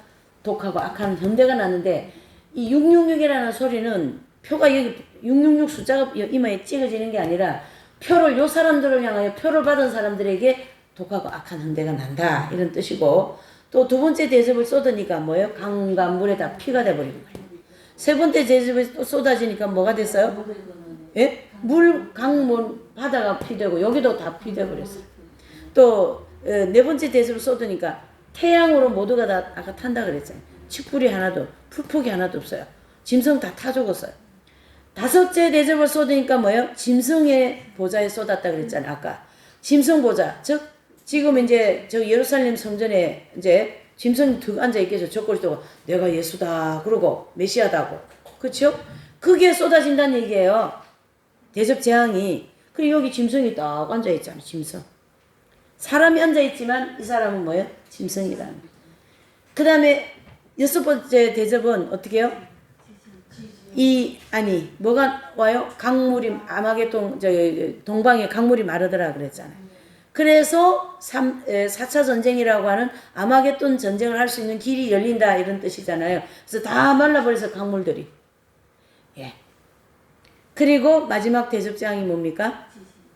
지진, 막 온갖 자연재앙으로 막 초토화돼 버립니다. 그래서 300건 되는, 그람 되는 이, 어디요? 우박이 여기 툭툭 떨어진다고 저기 그림으로 나와 있어요. 이렇게 해서 7가지의 대접재앙으로 마지막 어떻게 해요? 심판을 이 죄악 세상을 하시겠다. 여기 살아남을 사람 어디 있겠어요? 그래서 7년 대환란을 믿음으로 이긴 성도들은 잘 들으셔야 돼요. 하나님이 지켜주셔서 거기를 이길 수 있게 된다. 이렇게 보셔야 됩니다. 이 재앙들에서 어떻게 인간이 살아남겠습니까? 어렵습니다. 예. 둘째, 셋째, 넷째, 다섯째, 여섯째, 일곱째. 이렇게 해서 7 대접재앙으로 마지막 재앙을 하시겠다. 자, 17장 1절에서 18절은요, 큰 음료에 대한 심판이에요. 그래서 1절, 요 이제 큰 제목은 큰 음료에 대한 심판이고, 이제, 요렇게 보셔야 됩니다. 16장은 이러한 재앙으로다가 젖고리또와 돛불짐승 활동하는 모든 불신자부터 시작해 모두를 다 심판할 것이다라는 걸 이제 보여주셨다면, 이제 그 세부적으로, 예? 돛불짐승, 큰 음료를 내가 이렇게 심판할 것이다라는 건데, 1절에서 6절은 큰 음료의 정체를 얘기하는 거예요. 자, 1절 시작. 또 7 대접을 가진 7 천사 중 하나가 와서 내게 말하여 가로되 이리 오라. 많은 무리에 앉은 큰 음료에 받을 심판을 내게 보이리라. 아멘. 그랬어요. 그래서 7 대접을 가졌던 이 7 천사 중 하나가 나타나서 큰 음료가 심판을 받게 될 것이라고 가르쳐 줍니다. 누가요? 예, 천사 중 하나가 그랬으니까 천사가 가르쳐 주고 있고요. 맑은 물은 많은 백성과 무리와 또 맑은 물이 아니라 많은 물이라 그랬어요. 그래서 많은 물, 즉 백성과 무리와 열국과 방은 즉 온 세상을 가르치게 합니다. 그래서 계시록 17장 15절에 보면 많은 물 위에 이런 말씀이 나오거든요. 와 같이 이 많은 물은 바로 온 세상을 가르치게 하고 물 위에 앉았다라는 말이 나오죠. 물 위에 앉았다. 이것은 온 세상을 뭐 한다는 뜻이에요? 지배한다. 누가요? 이 젖고리또가 지배한다. 돛불도 지배한다. 그리고 큰 음료, 계시록 13장 11절에서 18절에 나오는 돛불짐승, 즉 큰 거짓 선지자입니다. 그래서 잘 보셔야 돼요. 돛불짐승은 다른 말로 또 계시록에 나오는데 큰 거짓 선지자로 나옵니다. 예. 그래서 큰 거짓 선지자나 돛불짐승이랑 똑같은 사람입니다. 다르게 해석하면 큰일 납니다. 네. 자, 이 음료는요, 영적 음행, 즉 마귀적이고 정욕적인 생활을 계속하는 자라는 뜻을 말합니다. 그래서 마귀의 종을 가르치게 하는 거죠. 누구의 종요? 마귀의 종. 2절요 시작. 땅의 임금들도 그로 더불어 음행하였고 땅에 거하는 자들도 그 음행의 포도주에 취하였다. 아멘. 그랬어요. 그래서 땅의 임금들은 누구를 가르치게 합니까? 후 3년반 환란 때 임금들을 가르치게. 그리고 626명들 중에서 분봉왕 권세와 직분을 받게 된다. 요 사람들이 땅의 임금들이라는 거예요. 예, 그래서 아까 서두에 얘기했죠. 젖고리또는 돛불을 만들어내고 요 돛불은 땅의 임금들 616명을 만들어낸다고요. 어떻게 해요? 이 돛불짐승이 젖고리또의 사상을 이 사람들한테 다 심어주면 이 사람들이 아멘 하고 받아들인다라고 얘기했잖아요. 그래서 이제 마귀의 종이 되는 거죠. 그래서 자신들은 왕권을 가지고 온다 이러는데 마귀의 권세적인 왕권이죠. 또 큰 음료가 택정하여 세운 젖고리또의 사역자들. 큰 음료 누굽니까? 돛불짐승. 예. 요 사람들이 세운 젖고리또의 하수인들. 저기 일꾼들이죠. 예? 아, 예. 이 돛불이 한 사람이에요. 그러니까 잘 들으셔야 돼요. 예상을 하기로는 미국과 캐나다에서 나올 것이다. 이래 보고 있어요. 예상입니다. 그러니까 왜 그러냐면 미국하고 캐나다의 경제를 잡을 수 있잖아요. 이때는 경제가 중요하니까. 그래서 거기에서 젖고리또의 하수인이 한 사람 나오는 거예요. 돛불이라고 해서 두 사람 이러면 안 되는 거고 한 사람. 아멘이시죠? 네. 그로 더불어 음행하였다. 두 뿔 짐승이 주는 사상과 식량과 영토와 왕권과 명예 모든 것을 받고 왕노릇했다라는 뜻이고요. 땅에 거하는 자들도 그 음행의 포도주에 취했다. 이것은요. 두 뿔 짐승이 파송한 616명 여기 이 사람들 그렇죠? 요 사람들이 거짓 선지자들에게 통치받는 백성들이 적그리스도의 사상이나 그리스도의 표를 받게 하고 경배하게 하고 식량을 비롯한 직업, 주택, 상품 매매권, 생활 필수품 그 모든 것을 어떻게 해요? 공급해 주는 거예요. 누가요? 요 사람들이. 요 사람들 주는 그 표를 받으면 안 된다라는 뜻이에요. 요 사람들이 주는 표를 받으면 요런 거 물건 다 살 수 있고요. 표 안 받으면 요 물건도 못 사요. 그때는 그러니까 우리 같은 사람은 어떻게 돼야 돼요? 산으로 돌로 도망을 가야 되는 거예요. 3절입니다. 시작. 곧 성령으로 나를 데리고 광야로 가니라. 내가 보니 여자가 붉은 빛 짐승을 탔는데 그 짐승의 몸에 탐난된 이름들이 가득하고 7머리와 10뿔이 있으며 그랬어요. 이 3절은 성령으로 나를 데리고 광야로 갔다. 이 말씀은 모든 성도들이 연단받는 장소로 인도하셨다라는 것입니다. 자, 7년대 원란은 우리 성도들한테 무슨 환경일까요? 연단받는 환경이다. 이런 뜻이고 광야는 무엇을 의미합니까? 천국 들어가는 성도들을 어떻게 해요? 정화시켜서 정결케 하여서 천국에 들여보내시는 장소다라는. 그래서 광야는 성도들에게는 연단받는 장소다. 이래 보면 됩니다. 그래서 마치 이스라엘 백성들이 애굽에서 나와가지고 가나안 땅이라고 하는 거기를 바로 안 들어가고 어디를 돌았습니까? 예, 광야에 40년을 도는 것은 신명기 8장 1절에서 5절 너희가 내 말을 지키는지 아니 지키는지 보려 함이라 바로 광야에서 연단시켰다라는 뜻이거든요. 그래서 이 광야는 천국 들어갈 준비를 하는 장소다. 이렇게 보시면 됩니다. 그리고 여자가 붉은 빛 짐승을 탔다. 이것은요. 큰 음녀가 10뿔 짐승으로부터 큰 권세를 받고 앞잡이가 되어서 활동하는 모습을 상징적으로 보여주고 있어요. 여기 큰 음녀가 누굽니까? 두 뿔이잖아요. 그래서 붉은빛 짐승을 탄 여자가 화려하게 있는 여자처럼 비유를 한 거예요. 누가요? 큰 음녀. 예.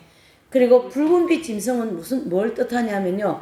붉은 용이 내조합일되어진 적그리스도를 상징한다. 그래서 지옥에 있는 악령 최고 통치자가 적그리스도 영 속에 들어가 있다. 이런 뜻입니다. 붉은빛 짐승을 탔다. 이렇게 말한 거니까요. 자, 짐승의 몸에 참난된 이름들이 가득하다. 이 말씀은 짐승의 이름으로 이마에 표받은 사람들의 이름이 기록된 것이고 두 뿔 짐승과 거짓 선지자들은 666명들이 이름들이 기록되어 있다. 이게 바로 무슨 뜻이냐면요. 짐승의 이름으로 이마에 표받은 사람들, 이 사람들은 666명들을 가리키게 하고 이마에 표받은 사람, 표가 두 가지가 있습니다. 두 가지 있어요. 잘 구분하셔야 돼요. 두 뿔 짐승, 이제 666명, 이 사람들은 이 두 뿔 짐승한테 권세를 받는데 이마에 안수받으면서 받거든요. 그래서 안수받으면서 뭐예요? 악령이 다 들어가거든요. 이제 나중에 공부 다 합니다. 들어가는데 그들은 이마에 표받은 사람들이고 요 사람들이 세계 나와가지고 다 사람들한테 표를 받게 하잖아요. 적그리스도 사상을 전하면서 그 사람들한테 받는 사람들은 손목에 표를 받는다. 그래서 이마에나 표에 표 받는 자들은 있다. 그걸 지금 여기 설명하는 거예요. 그래서 두뿔 짐승과 거짓 선지자들의 666명 이름들이 기록되어 있다. 이런 뜻이죠. 그 표에 누구 이름요? 두뿔 짐승과 거짓 선지자들의 이름이 있다. 이런 뜻이에요. 그걸 가르쳐 참난된 이름들이다. 이렇게 말한 거예요. 여자가 붉은빛 짐승을 타고 광야로 있다. 이것은 큰 거짓 선지자, 즉 큰 음녀가요. 적 그리스도로부터 큰 권세를 받고 성도들을 연담하게 하는 그런 광야에서 후 3년 반 환란 때 일하는 사람들의 모습을 보여주고 있어요. 마치 근데 이 공부를 하다가 보니까 지금을 보게 하는 거예요. 지금 우리 이 증세를. 그러니까 서로 자기들끼리 뭐예요? 권세를 주고받으면서. 그러니까 전체가 100이라면 우리나라 전체 인원이 100이라면 50명이 전 95명을 이렇게 괴롭히고 있는 거지. 자기들끼리 권세를 주고받고 말이죠. 그렇게 거짓말을 하고 또 돈도 자기들끼리 왔다리 갔다리 하면서 지금 수사받느라고 난리잖아요. 그런 원리가 이때 된다 이런 뜻입니다. 4절 그 여자는 자줏빛과 붉은빛 옷을 입고 금과 보석과 진주로 꾸미고 손에 금잔을 가졌는데 가정한 물건과 그의 음행에 더러운 것들이 가득하더라. 여기 그 여자가 누굽니까? 바로 큰 음녀 이 사람 거짓 선지자를 가르치게 합니다. 손에 금잔 가졌다. 이것은 다 뭡니까? 돈 가지고 권세 가지고 막 권세 부리는 거 그게 금잔인 거예요.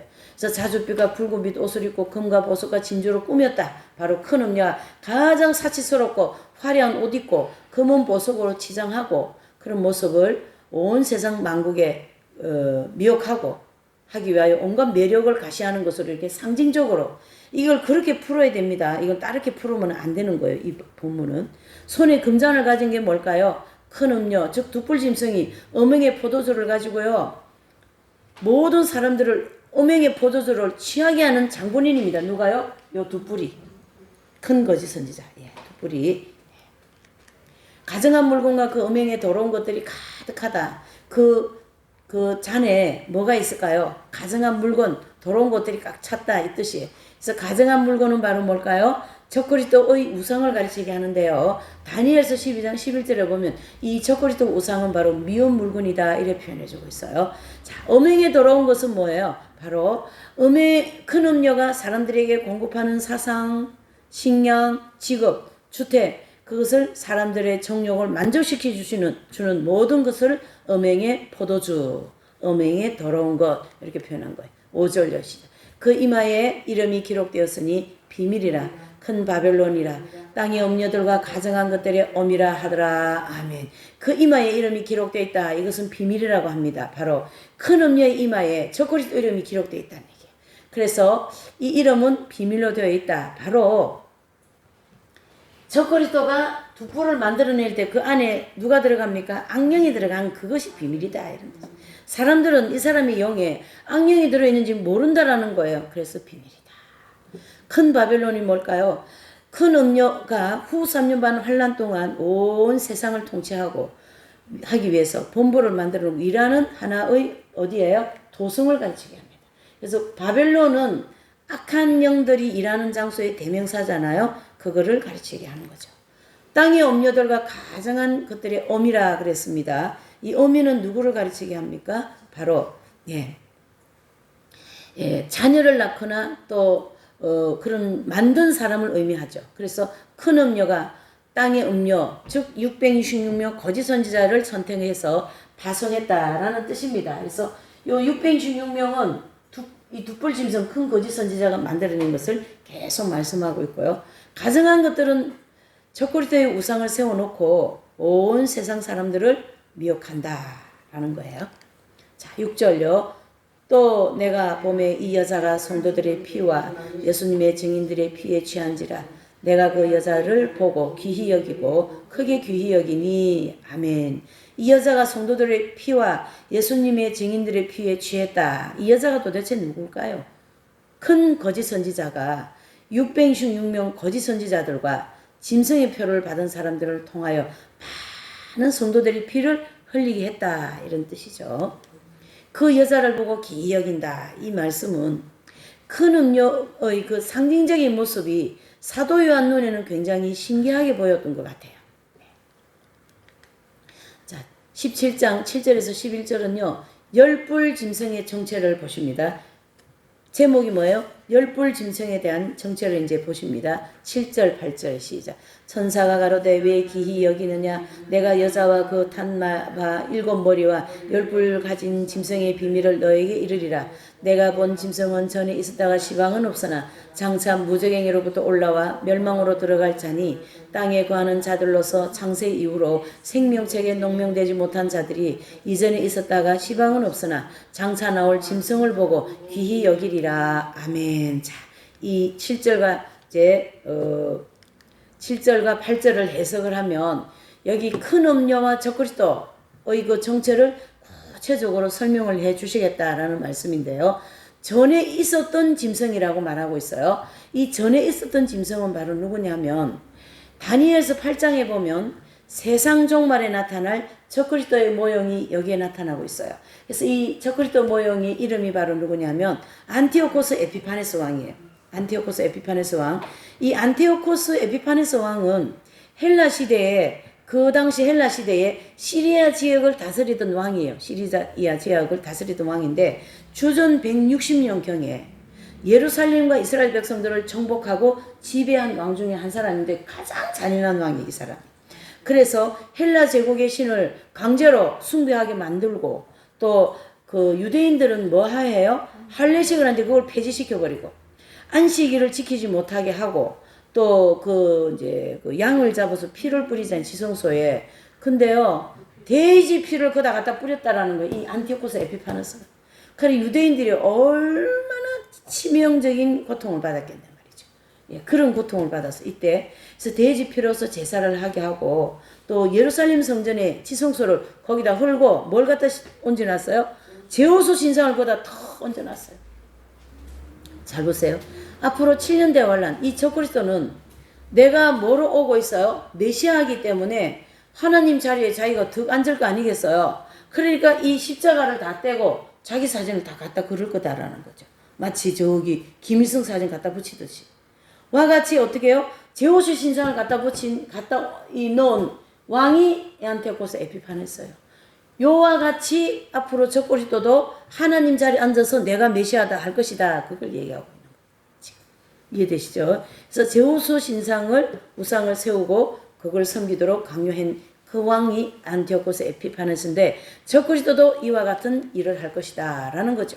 그래서 율법을 지키지 못하도록 하고 이러한 왕의 명령을 거역하면 누구든지 무참하게 죽인다라고 다니엘서 8장 9절 14절에 나옵니다. 해서 장차 적그리스도들에게 행할 일들과 이 안티오코스 에피파네스가 한 일들이 동일하다라는 얘기죠. 그래서 뭐에 대한 모형이에요? 적그리스도에 대한 모형이다라고 우리가 살펴봤습니다. 시방은 무슨 뜻이에요? 사도 요한이 계시록을 기록할 당시를 가르치게 하고요. 무주갱이로부터 올라왔다. 이것은 적그리스도에게 내주합일되어진 그 악령이 사단이 무주갱이로부터 올라왔다. 어디입니까? 지옥에서 올라왔다. 이런 뜻이고요. 멸망으로 들어갈 자, 바로 적그리스도가 둘째 사망, 즉 지옥으로 들어갈 사람이다. 누가요? 요 사람이 지옥 들어갈 사람이다. 왜요? 이미 악령이 합일되어진 사람이기 때문에. 예, 그래서 생명책에 농명되지 못한 자들이 짐승을 보고 기이 여긴다. 이것은 계시록 13장에 나와 있는데요. 이것이 바로 이 말씀이 짐승의 표를 받은 사람들이 적그리스도에 대하여 신기하게 생각하고 따른다. 짐승표를 받은 사람들은 적그리스도가 굉장히 능력 있는 사람으로 생각하면서 따를 것이다. 그렇게 본다라는 거예요. 자, 9절과 10절. 지혜에 있는 뜻이 여기 있으니 그 일곱 머리는 여자가 앉은 일곱 산이요 또 일곱 왕이라 다섯은 망하였고 하나는 있고 또 다른 이는 아직 이르지 아니하였으나 이러면 뭐 한다요? 반드시 잠깐 동안 계속 하리라 그랬습니다. 자, 바로 지혜 있는 뜻이 여기 있다. 이것은 하나님으로부터 내려오는 그 지혜를 받아야만이 일곱 머리에 대하여 정확하게 알 수가 있다라는 뜻입니다. 그래서 이 일곱 머리는 바로 뭔가 하면 계시록 12장 3절, 그 다음에 계시록 13장 1절, 계시록 17장 3절을 해석하면서 우리가 지난 시간 다 해석을 했잖아요. 바로 붉은 용이 배후에서 역사하는 가운데 솔로몬 왕이 예루살렘 성을 만든 이후부터 무저갱이 들어갈 때까지 이스라엘 백성들은 몇 번 정복을 당합니까? 7번 정복하고 지배하게 되는 7나라의 7왕들을 가르치게 해요. 이해되시죠? 그래서 이 7왕은 보세요. 아수르, 애굽, 바벨론, 메데파사, 헬라 제국, 로마 제국. 그래서 이 왕들과 대환란 때 정복하고 지배하게 될 제생로마 제국의 왕을 가르치게 한다. 그래서 제생로마 제국의 왕이 바로 뭐예요? 10나라에서 나온 한 왕을 가르치게 하는데 마지막으로 이스라엘을 침입하고 거기에 하나님 자리에 자기가 득 앉을 것이다. 누굽니까? 바로 적그리스도를 가르치게 하는 거죠. 7왕 중에 5은 망하였다. 이것은 사도 요한이 그 계시록을 기록할 당시에는 여기 보세요. 아수르, 애굽, 바벨론, 메데파사, 헬라 제국 5나라가 이제 이스라엘을 치면서 망했는데요. 사도 요한이 있는 그 당시 나라는 무슨 나라예요? 로마 제국. 그 로마 제국의 속국으로 있었잖아요. 유대인들이요. 예. 그러나 아직 이르지 않은 한 나라가 있다. 바로 앞으로 첫 그리스도가 되어서 나올 나라가 제생로마 제국이고 그들이 유대인들을 장악합니다. 저와 여러분들 다 장악하는 거죠. 예수님 믿는 기독교인들을. 예. 그래서 거기 아직 이르지 아니했다. 이 말씀은 제생로마 제국 통치자적 첫 그리스도를 가르치게 하고 또 잠시 동안 계속한다라는 것은요. 대환란 동안 통치한다 이런 뜻이에요. 여러분 잘 보세요. 세상 전체를 다 지배했다 해도 3년 반밖에 안 되는 거예요. 3년 반 지배하고 지옥 떨어지는 거 이 사람들 다. 예. 그러니 권세가 다 얼마나 허무한 겁니까? 그렇죠? 지금도 저리 권세 누리고 있지만 계속 누릴 수 있을까요? 예. 조금 있으면 또 어디로 들어갈 거예요. 방 안으로 문 열려가지고. 하나님이 그렇게 하실 겁니다. 이들이 이제 그렇게 된다. 여자가 앉은 7산은 이 여자는 큰 음료 즉 두뿔 짐승을 상징하고요. 앉았다라는 것은 이 큰 음료가 통치한다라는 뜻입니다. 또 이 산은 무슨 의미하냐면 예레미야서 51장 25절에서 16절에 보면요. 바벨론 제국의 영토를 멸망의 산 또는 불탄 산 이렇게 말씀하고 있어요. 그래서 이 산은 멸망의 산, 불탄 산 같은 그렇게 어떻게 해요? 이들은 다 불타고 멸망한다. 그런 뜻을 가지고 있어요. 그래서 에스겔 38장 8절에도 이스라엘 산 역시 이스라엘 영토를 가르치게 합니다. 그래서 산은 하나의 영토를 가르치게 하는 거죠. 결론적으로 여자가 이렇게 앉아 있다. 또 7산은 7나라의 영토를 뜻하고 아수르, 애굽, 바벨론, 마데파사, 헬라, 로마 그리고 제승로마 제국 즉 7왕들이 통치하던 영토를 큰 음료가 모두 다스리게 된다는 걸 가르치게 합니다. 그래서 이 큰 음료가 엄청난 권세를 받게 되는 거예요. 솔직히. 예. 자 11절요. 전에 있었다가 시방은 없어진 짐승은 여덟째 왕이니 7 중에 속한 자라 저가 멸망으로 들어가리라 그랬어요. 그래서 전에 있었다가 시방은 없어진 짐승 누굽니까? 적그리스도의 모형이라고 할 수 있는 안티오코스 에피파네스 왕을 가리켜 말하는데요.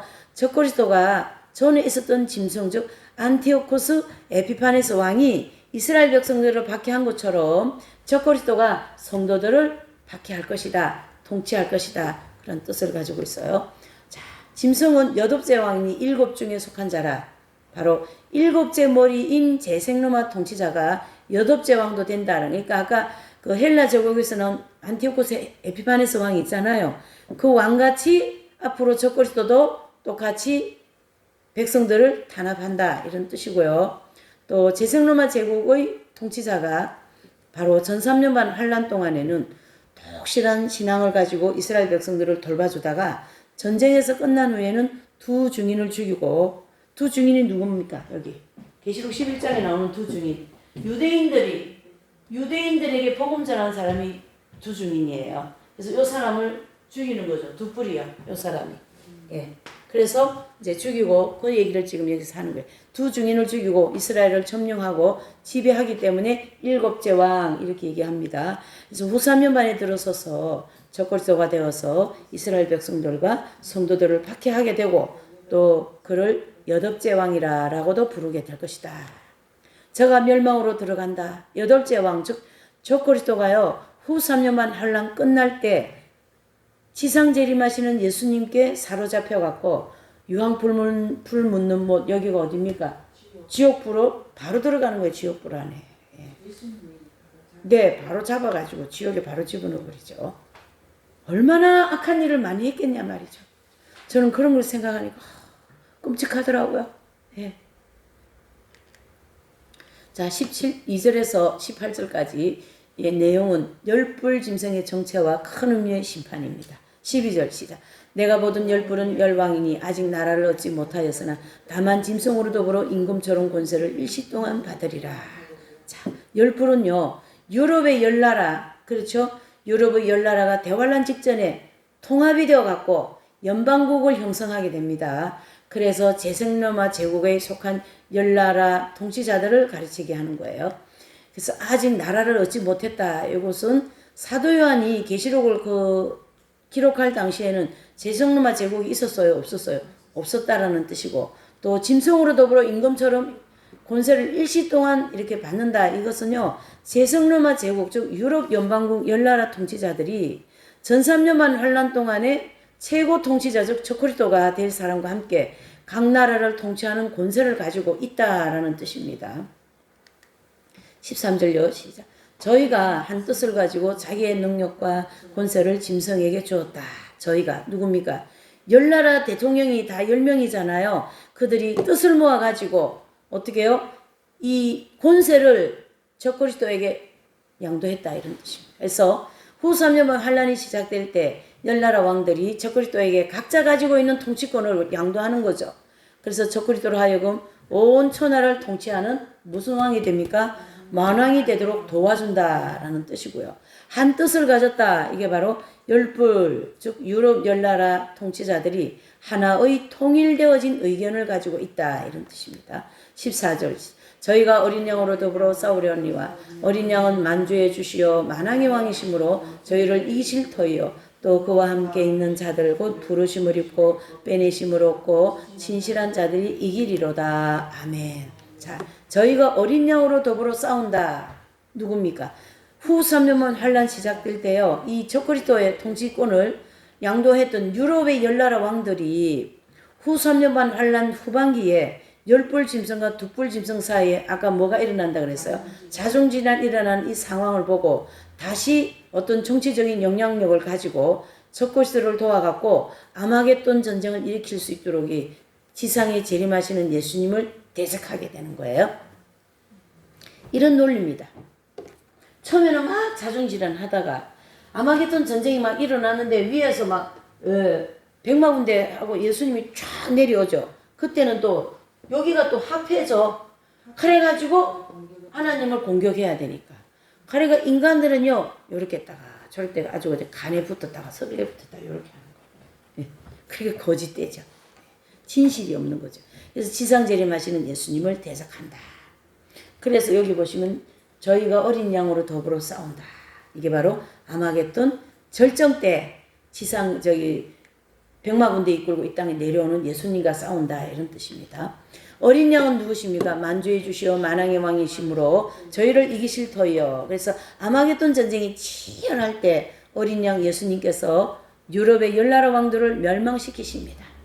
그리고 또 그와 함께 있는 자들 곧 부르심을 입고 빼내심을 얻고 진실한 자들은 이기리로다. 지상 재림하시는 예수님과 함께 백마군대 즉 휴고되어진 성도들이었던 교회 시대의 이긴 자들이 내려와서 온 세상에 있는 왕들을 철장 권세로 심판하여 승리하게 된다라는 거예요. 그래서 계시록 우리가 공부했잖아요. 이긴 자가 되면 무슨 권세를 주시에요? 철장 권세를 주신다. 그 권세를 여기서 휘두르는 거예요. 그러니까 뭐 악하게 휘두르는 것이 아니라 공의로운 하나님의 심판에 따라서. 그래서 하나님께서 그렇게 심판하십니다. 15절요. 또 천사가 내게 말하되 내가 본 바 음료 안전물을 백성과 무리와 열국과 방언들이니라. 아멘. 백성과 무리와 열국과 방언들은요 온 세상 사람들을 가르치게 하고 음료고 두뿔 짐승이 무리에 앉아있다. 이것은요 후 3년반 환란 동안에 적그리스도로부터 큰 권세를 받고 적그리스도의 앞잡이가 되어서 세상에 있는 모든 사람들을 통치한다라는 여기 지금 이 두 사람 계속 나옵니다. 16절요.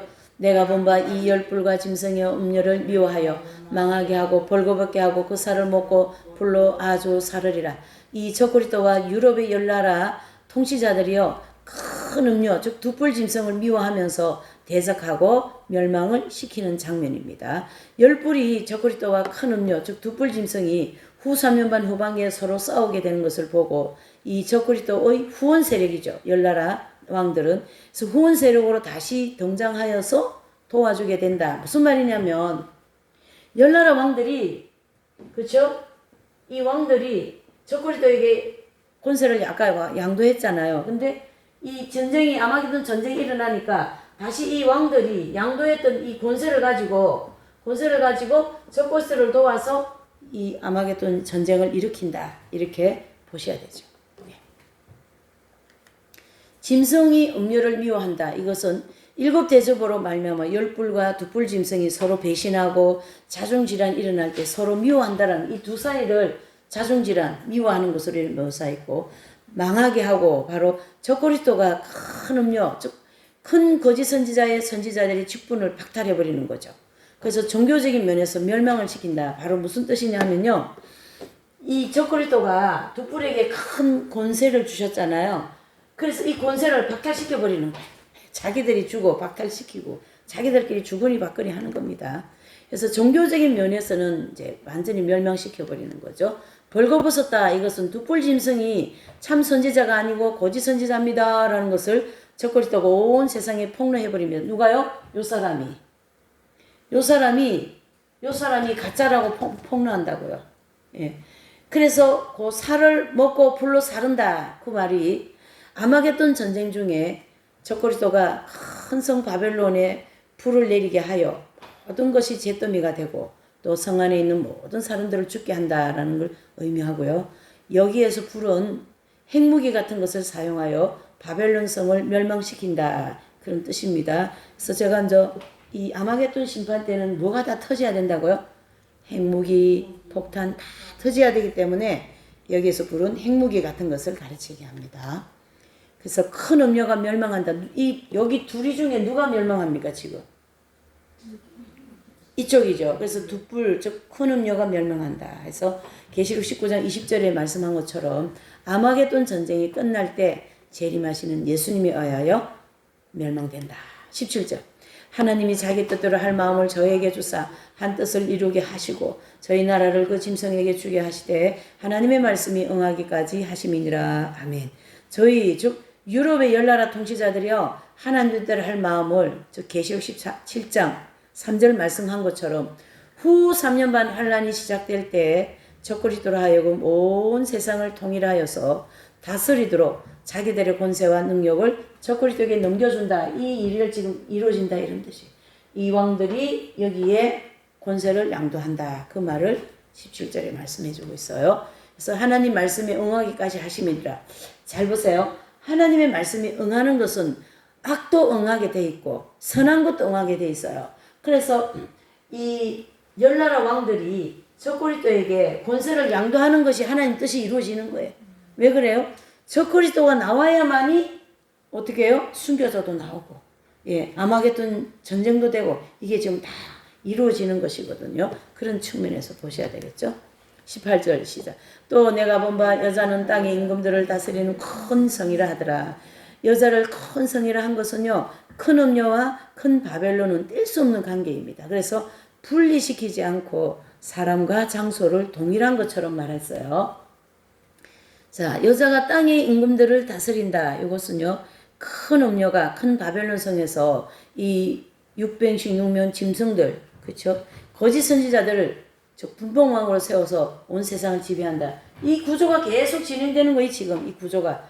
그래서 이 둑불 짐승은, 이 큰 음녀 둑불 짐승이 616명을 다스리는 거예요. 예. 온 세상을 다스린다. 그랬습니까? 자, 이렇게 해서 이제 17장까지는 이제 7 대접을 16장에 쏟고, 그 다음에 17장에는 그 적그리스도와 그 다음에 둑불 짐승과 616명을 활동하는데 하나님이 심판하신다라는 걸 보여주신 거예요. 이렇게 해서 16장, 17장이 정리가 되었습니다. 오늘 또 우리가 이렇게 계시록 16장, 17절을 이렇게 정리하니까 또 이런 게 또 새로운 것 같고 저도 공부하면서 또 새로운 것 같고 막 그러네요. 예. 17장까지 끝냈고 우리 찬양 한 장 부르시고 이제 기도 조금 하고 마치는 시간 가지겠습니다. 네. 265장입니다. 여러분 우리가 이 계시록 말씀을 이렇게 공부하는 것이 참 복이기는 하지만 옳은 길 따르는 게 그리 쉬운 일은 아니잖아요. 예. 하나님 믿음이 없이는 따르기 어렵고 성령의 역사와 도우심이 없이는 따르기 어렵지만 믿는 자에게는 능치 못할 일이 없으리라 했습니다. 그래서 어떻게 하든지 우리는 회개생활 열심히 하고 하나님 우리의 행실을 깨끗하게 빨고 우리 마음을 깨끗하게